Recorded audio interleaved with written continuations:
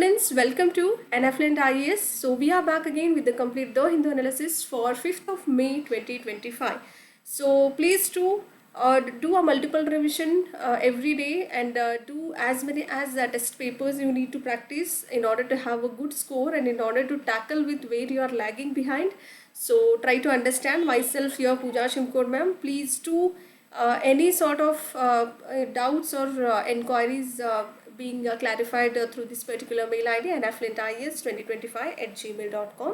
Let's start with the first important article for the day would be Arctic Council. So why it was in the news? India is looking for a partners not as a preachers as per our External Affairs Minister Mr. Jaishankar sir. So try to remember. Arctic council ಬಗ್ಗೆ ಇತ್ತೀಚೆಗೆ ಸುದ್ದಿಯಲ್ಲಿ ಬಂದಿರುವಂತಹ ವಿಷಯ ಏನು ಅಂದರೆ ಭಾರತವು ಪಾಲುದಾರರನ್ನು ಹುಡುಕುತ್ತಿದ್ದಾರೆ ಬೋಧಕರನ್ನಲ್ಲ ಅನ್ನುವಂತಹ ಒಂದು ಹೇಳಿಕೆಯನ್ನು ವಿದೇಶಾಂಗ ಸಚಿವರಾದಂತಹ ಜಯಶಂಕರ್ ಸರ್ ಅವರು ಹೇಳಿದ್ದಾರೆ. ವಿದೇಶಾಂಗ ವ್ಯವಹಾರಗಳ ಸಚಿವರು ಅಂತ ಕರಿತೀವಿ ಅವ್ರನ್ನ. And if U C more about Arctic Council, established in the year 1996 in Canada. Canada is also one such country among the permanent members. So members includes 8 permanent members. One is Canada, second one is United States. Okay, and third important country would be Denmark. And the fourth one would be our Iceland. It is here.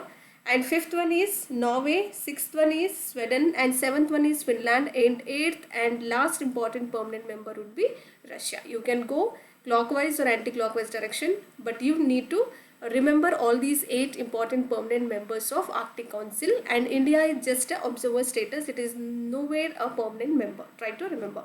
India is at the observer status. And decisions will be made based upon the consensus, and chairmanship will be based upon the rotating. It will rotates every 2 years. And focus areas would be, it focuses upon environmental protection, sustainable development, climate change and biodiversity conservation. Try to remember. ಏನೇನಿದೆ Arctic council ಬಗ್ಗೆ ನೋಡೋದಾದರೆ 1996ರಲ್ಲಿ ಕೆನಡಾದಲ್ಲಿ ಸ್ಥಾಪನೆ ಆಗುತ್ತೆ. 8 ಖಾಯಂ ಸದಸ್ಯರನ್ನು ಒಳಗೊಂಡಿರುವಂತಹ ಒಂದು council ಇದು. ಭಾರತ ವೀಕ್ಷಕ ಸದಸ್ಯರಾಗಿ ಕಾರ್ಯವನ್ನು ನಿರ್ವಹಿಸುತ್ತೆ. ನಿರ್ಧಾರಗಳು 9ದಿಂದ ಮಾಡಲ್ಪಟ್ಟಿರುವಂಥದ್ದು. ಅದೇ ಥರ ಅಧ್ಯಕ್ಷ ಸ್ಥಾನ ನೋಡೋದಾದರೆ 2 ವರ್ಷಗಳ ಕಾಲ ಒಂದು ತಿರುಗುವಿಕೆಯ ಆಧಾರದ ಮೇಲೆ ಆಗುವಂಥದ್ದು.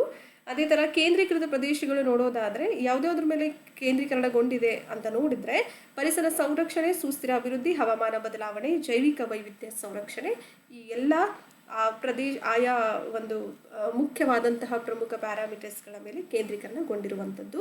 Try to remember. Very important for your exams. And Enforcement Directorate ED was in the news. Supreme Court recently has reconstituted a 3-judge bench to review a 2-year-old judgment which gave unbridled powers to the ED. What is this unbridled powers altogether? ಇತ್ತೀಚೆಗೆ supreme court 2 ವರ್ಷಗಳ ಹಳೆಯ ತೀರ್ಪನ್ನು ಪರಿಶೀಲನೆ ಮಾಡಲಿಕ್ಕೆ 3 ನ್ಯಾಯಾಧೀಶರ ಪೀಠವನ್ನು ಪುನರ್ರಚನೆ ಮಾಡಲಾಗಿದೆ. ಇದು ಅನಿಯಂತ್ರಿತ ಅಧಿಕಾರವನ್ನು ನೀಡಿದೆ ಅಂತ ಹೇಳಲಾಗ್ತಾ ಇದೆ. ಅನ್ಬ್ರಿಡಲ್ಡ್ ಪವರ್ಸ್ ಅಂದರೆ ಅನಿಯಂತ್ರಿತವಾದಂತಹ ಕೆಲವೊಂದು ಅಧಿಕಾರಗಳು. ಹಾಗಂದ್ರೆ ಏನು? What is this unbridled powers? It is to the Enforcement Directorate to arrest and to give certain summon to an individuals and even search private properties of that individual under the act called as Prevention of Money Laundering Act, PMLA. ಕಡಿವಾಣವಿಲ್ಲದಂತಹ ಅಧಿಕಾರಗಳು ಅಂತ ಕರಿತೀವಿ ಯಾವುದನ್ನು? ಅನ್ಬ್ರಿಡಲ್ಡ್ ಪವರ್ಸ್ಗಳನ್ನು. Okay, ಅಕ್ರಮ ಹಣ ವರ್ಗಾವಣೆ ತಡೆ ಕಾಯ್ದೆ ಅಡಿಯಲ್ಲಿ ವ್ಯಕ್ತಿಗಳನ್ನು ಬಂಧನೆ ಮಾಡುವಂಥದ್ದು ಮತ್ತು ಸಮನ್ಸ್ ಮಾಡಲಿಕ್ಕೆ ಅಥವಾ ಸಮನ್ ಜಾರಿ ಮಾಡಲಿಕ್ಕೆ ಮತ್ತು ಖಾಸಗಿ ಆಸ್ತಿಗಳನ್ನು ಹುಡುಕಲು ಜಾರಿ ಮಾಡುವಂತಹ ನಿರ್ದೇಶನಾಲಯ ಇದಾಗಿದೆ. ಯಾವುದು? PMLA ಆ್ಯಕ್ಟ್ ಅಡಿಯಲ್ಲಿ. And which upheld the PMLA's Prevention of Money Laundering Act's controversial twin conditions for the bill. Bail consists of 2 important twin conditions. One is called as presumption of innocence and another one is called as presumption of guilt.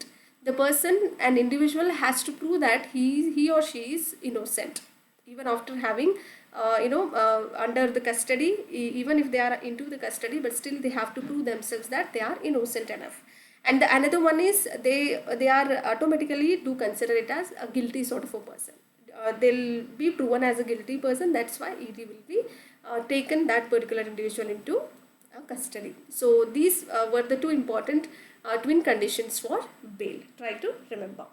So ಇಲ್ಲೇನು ಹೇಳಲಾಗ್ತಿದೆ ಅಂದರೆ ಜಾಮೀನಿಗಾಗಿ PMLA ಒಂದು ವಿವಾದಾತ್ಮಕ ಅವಳಿ ಷರತ್ತುಗಳನ್ನು ಎತ್ತಿ ಹಿಡಿದಿದ್ದಾರೆ. ಒಂದು ಮುಗ್ಧತೆಯ ಊಹೆ ಮೇರೆಗೆ, ಇನ್ನೊಂದು ಅಪರಾಧದ ಊಹೆ, ಎರಡನ್ನು ಹೊಂದಿರುತ್ತೆ. ಮುಗ್ಧತೆಯ ಊಹೆ ಅಂದರೆ ಹೇಗೆ ಅಂದರೆ ಅವರು ತಮ್ಮ ಮುಗ್ಧತೆಯನ್ನು ವ್ಯಕ್ತಪಡಿಸ್ಕೊಳ್ಬೇಕು, ಅದನ್ನು ಪ್ರೂವ್ ಮಾಡಬೇಕು ಅವರು. ಅದೇ ಥರ ಗಿಲ್ಟಿ ಅಂದರೆ ಅವ್ರ ಅಪರಾಧಿ ಅಂತ ಆಲ್ರೆಡಿ ಪ್ರೂವ್ ಆಗಿರುವಂಥದ್ದು. ಅರ್ಥ ಆಯ್ತಲ್ವಾ? They have to prove themselves. Guilty ಅಂತ ಬಂದಾಗ ಅವ್ರು ಇನ್ನೋಸೆಂಟ್ ಅಂತ ಅವರು ಪ್ರೂವ್ ಮಾಡ್ಕೊಳ್ಬೇಕು.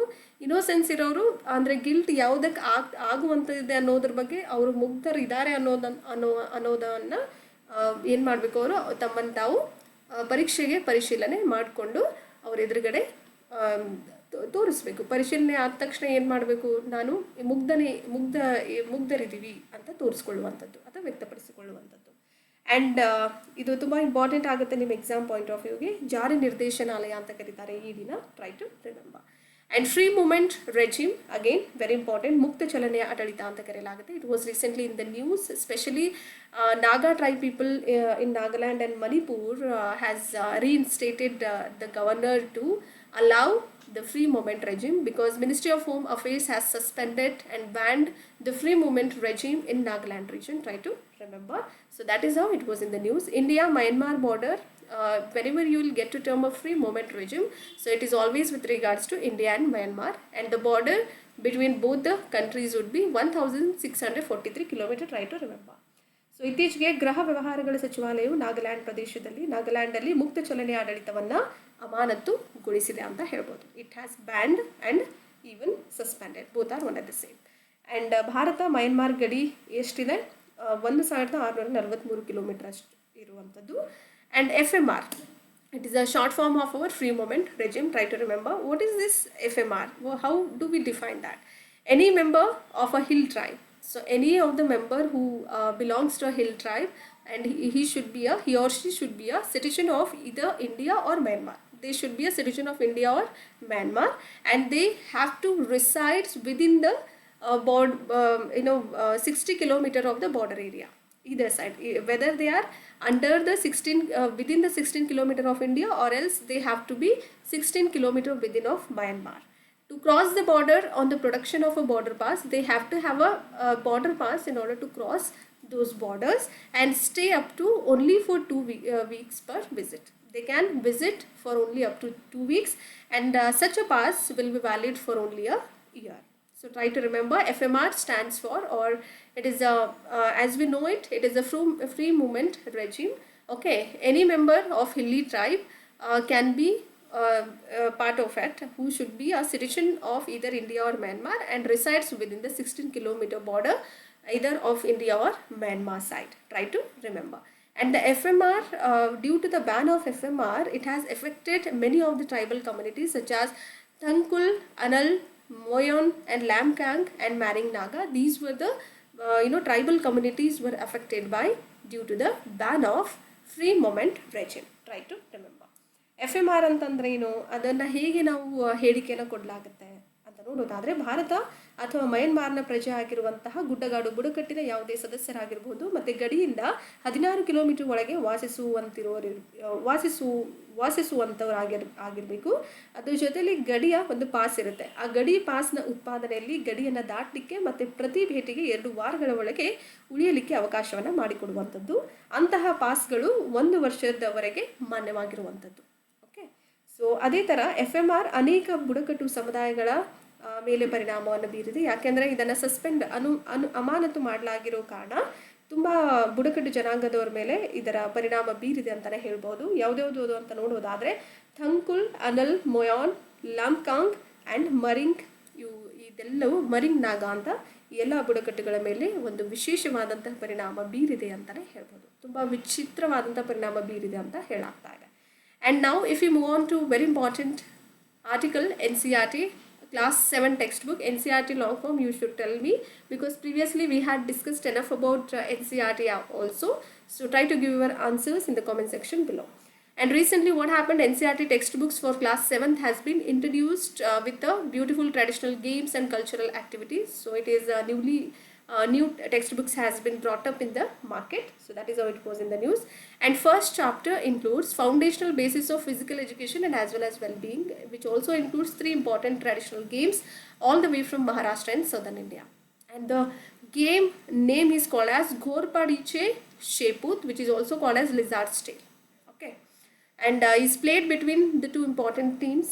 Okay, this is a kind of a game. Try to remember, and this is called as Ghorpadiche Sheput, or which is also called as Lizard's Tale, played between the two important teams. That is what is required.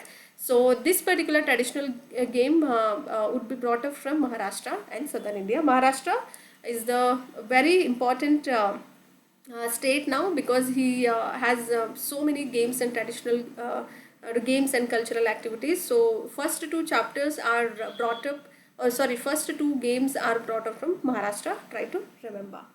Okay, ಇತ್ತೀಚೆಗೆ N C R T 7ನೇ ತರಗತಿಯ ಪಠ್ಯಪುಸ್ತಕಗಳು ಸಾಂಪ್ರದಾಯಿಕ ಆಟಗಳಾಗಿರಬಹುದು, ಸಾಂಸ್ಕೃತಿಕ ಚಟುವಟಿಕೆಗಳನ್ನು ಪರಿಚಯನ ಮಾಡಲಾಗಿದೆ. ಮೊದಲ ಅಧ್ಯಾಯ ನೋಡೋದಾದರೆ ದೈಹಿಕ ಶಿಕ್ಷಣ ಮತ್ತು ಯೋಗಕ್ಷೇಮದ ಅಡಿಪಾಯದ ಆಧಾರದ ಮೇಲೆ ಹೊಂದಿರುವಂಥದ್ದು. ಮಹಾರಾಷ್ಟ್ರ ಮತ್ತು ದಕ್ಷಿಣ ಭಾರತದ 3 ಸಾಂಪ್ರದಾಯಿಕ ಆಟಗಳನ್ನು ಒಳಗೊಂಡಿರುವಂಥದ್ದು.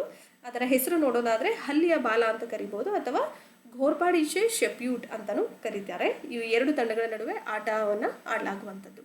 And this particular textbook also includes reference to Maratha warrior Tanaji Malusare and his troops as well, which are scaled up the Simhagad fort at night by tying all those ropes. Try to remember. ಈ ಪಠ್ಯಪುಸ್ತಕವು ಮರಾಠ ಯೋಧ ಆಗಿರುವಂತಹ ತಾನಾಜಿ ಮಾಲುಸಾರೆ ಮತ್ತು ಅವನ ಪಡೆಗಳು ಹಗ್ಗಗಳನ್ನು ಕಟ್ಟುವ ಮೂಲಕ ಸಿಂಹಗಡ ಕೋಟೆಯನ್ನು ರಾತ್ರಿಯಲ್ಲಿ ಅಳೆಯುತ್ತಿದ್ದರು ಅನ್ನುವಂತಹ ಉಲ್ಲೇಖವನ್ನು ಸಹ ಒಳಗೊಂಡಿರುವಂಥದ್ದು. And if we move on into more about NCERT class 7 textbooks, then second game includes, first game is all the way from Maharashtra, and again second game is also took it from Maharashtra again, is called as Gidhada Gudkavan, or which is also called as Hawk and Chickens.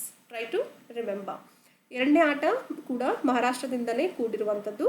ಇದು ಗಿಡದ ಗುಡ್ಕಾವನ್ ಅಥವಾ ಹಾಕ್ ಮತ್ತು ಕೋಳಿಗಳು ಅಂತಲೂ ಸಹ ಕರೆಯಲಾಗುತ್ತೆ. ಗಿಡದ ಗುಡ್ಕಾವಾನ್ ಅಂತಲೂ ಕರೆಯಬಹುದು ನೀವು. And it replicates the chase between hawk and chickens, okay, which is a game popular in, especially it has been played in the rural areas. ಗಿಡುಗ ಮತ್ತು ಕೋಳಿಗಳ ನಡುವಿನ ಚೆಸ್ ಅನ್ನು ಪುನರಾವರ್ತನೆ ಮಾಡುವಂಥದ್ದು. ಈ ಆಟವು ಗ್ರಾಮೀಣ ಪ್ರದೇಶಗಳಲ್ಲಿ ಹೆಚ್ಚು ಜನಪ್ರಿಯವಾಗಿರುವಂತಹ ಎರಡನೇ ಆಟ ಮಹಾರಾಷ್ಟ್ರದಿಂದ ತೆಗೆದುಕೊಳ್ಳಲಾಗಿದೆ. And the third game is all the way from Andhra Pradesh and Telangana, which is called as Nalugu Rallu Ata or 4 stones, which will be played especially in the state called as Andhra Pradesh and Telangana. Okay, ಮೂರನೇ ಆಟ ನಲುಗು ರಾಲು ಆಟ ಅಂತ ಕರಿತೀವಿ, ಅಥವಾ 4 ಕಲ್ಲುಗಳು ಅಂತಲೂ ಕರೆಯಲಾಗುತ್ತೆ. ಆಂಧ್ರ ಪ್ರದೇಶ ತೆಲಂಗಾಣದಲ್ಲಿ ಆಡಲಾಗುತ್ತೆ ಇದನ್ನು. And the second chapter, after 3 important games, all these 3 games are included in the first chapter. And now if you move on to the second important chapter, which speaks mainly about physical and motor fitness, which lists 4 more traditional games here. Okay, here we are talking about important traditional games which are 4 in number. So which speaks or specifies physical and motor fitnesses. First one includes Dhanki Bori, which is also called as sack of grain, and second one is Atya Patya, which is a tag and running game, and Darya Banda, which is a game of agility and strategy, and fourth one is Dapo Nyarka Sunam, which is a wrestling game played by the tribes of northeastern people. Try to remember. ಎರಡನೇ ಅಧ್ಯಾಯ ನೋಡೋದಾದರೆ ಮೊದಲನೇ ಅಧ್ಯಾಯದಲ್ಲಿ 3 ಆಟಗಳನ್ನು ನೋಡಿದ್ವಿ. ಈಗ ಎರಡನೇ ಅಧ್ಯಾಯ ನೋಡಿದರೆ ದೈಹಿಕ ಮತ್ತು ಮೋಟಾರ್ ಫಿಟ್ನೆಸ್ ಬಗ್ಗೆ ಹೇಳುವಂಥದ್ದು. 4 ಸಾಂಪ್ರದಾಯಿಕ ಆಟಗಳನ್ನು ಹೆಚ್ಚು ಪಟ್ಟಿ ಮಾಡಿರುವಂಥದ್ದು. ಸೊ ಮೊದಲನೇದಾಗಿ ಧಾನ್ಕಿ ಬೋರಿ ಅಂತ ಕರಿತೀವಿ, ಧಾನ್ಯದ ಚೀಲ ಅಂತಲೂ ಕರೆಯಲಾಗುತ್ತೆ. ಎರಡನೇದು ಅತ್ಯಪಟ್ಯ ಅಂದರೆ ಟ್ಯಾಗ್ ಮತ್ತು ರನ್ನಿಂಗ್ ಆಟ ಅಂತ ಕರೆಯಲಾಗುತ್ತೆ. ದರಿಯಾ ಬಂದ್ ಅಂದರೆ ಚುರುಕುತನ ಮತ್ತು ತಂತ್ರದ ಆಟವನ್ನು ಒಳಗೊಂಡಿರುವಂಥದ್ದು. 4ನೇದು ದಾಪೋ ನ್ಯಾರ್ಕಾ ಸುನಮ್ ಅಂತ ಕರೆಯಲಾಗುತ್ತೆ. ಇದು ಒಂದು ಕುಸ್ತಿ ಆಟವಾಗಿದ್ದು ಇದು ನಾರ್ತ್ ಈಸ್ಟ್ ಅಂದ್ರೇನು ಆಗ್ನೇಯ ಅಂತ ಕರಿತೀವಲ್ವ, ನಾರ್ತ್ ಈಸ್ಟ್ ಈಶಾನ್ಯ ಅಂತ ಕರಿತೀವಲ್ಲ. ಸೊ ಈಶಾನ್ಯ ಅಥವಾ ನಾರ್ತ್ ಈಸ್ಟ್ ಭಾಗದಲ್ಲಿ ಬುಡಕಟ್ಟುಗಳಿಂದ ಆಡಲಾಗಿರುವಂತಹ ಒಂದು ಕುಸ್ತಿ ಆಟ ಯಾವುದು, ದಾಪೋ ನ್ಯಾರ್ಕಾ ಸುನಮ್ ಅಂತ ಕರೆಯಲಾಗುತ್ತೆ. And next important news, which is very important again from your UPSC exam, Mithridatism. Okay, Mithridatism is all about it defines people those who are taking poison themselves to having an immunization.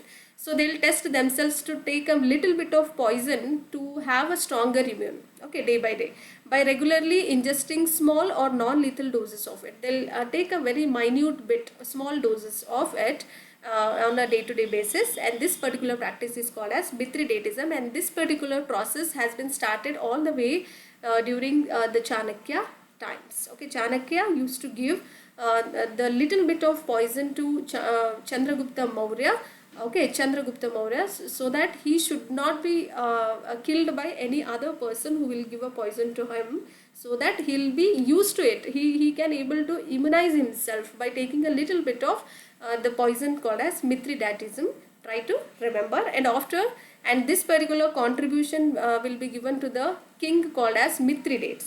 Okay, Mithridates 6 is the king all the way from Ponting, and his tenure is 135 to 63 BC, who repeatedly immunized himself to various poisons in this particular way. You can get to see it's an ancient poison, so try to remember about Mithridatism.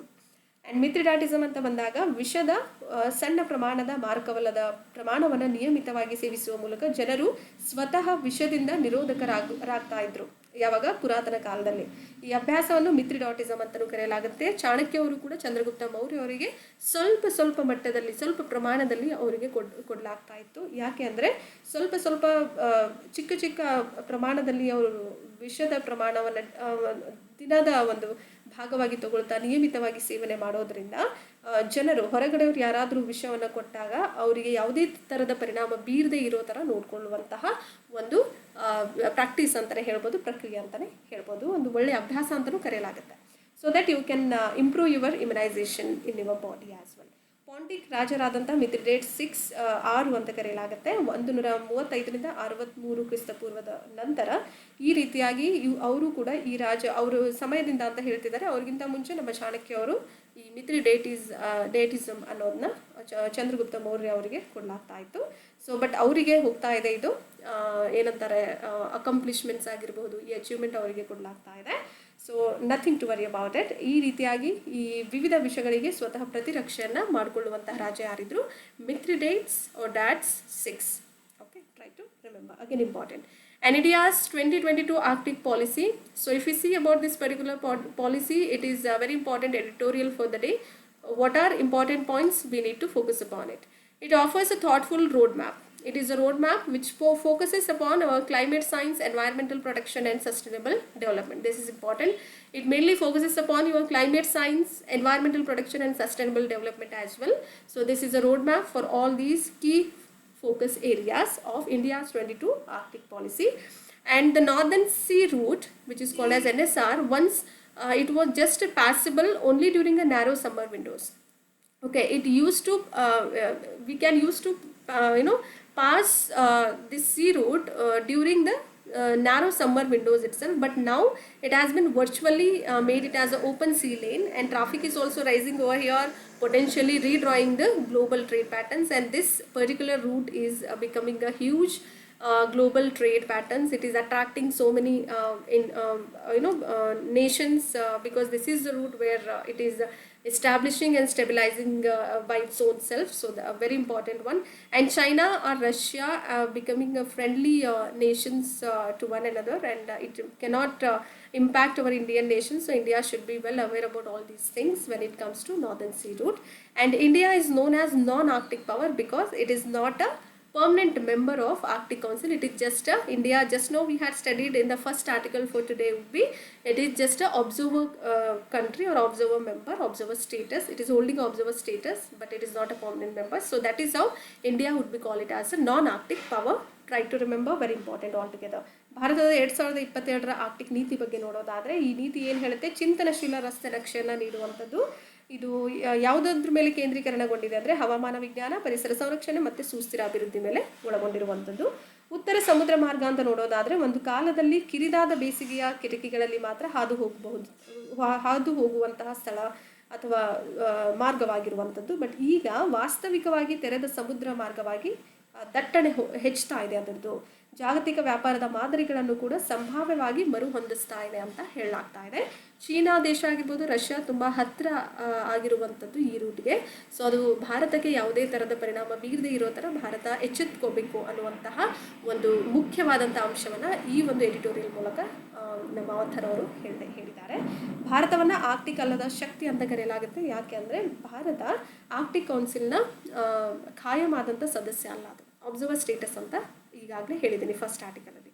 And if you move on to the last but not the least article, which is very important, Vizhinjam Port. ವಿಸಿಂಜಮ್ ಬಂದರು ಬಗ್ಗೆ ನೋಡೋದಾದರೆ, it is India's first deep water and container transshipment port situated in our Kerala.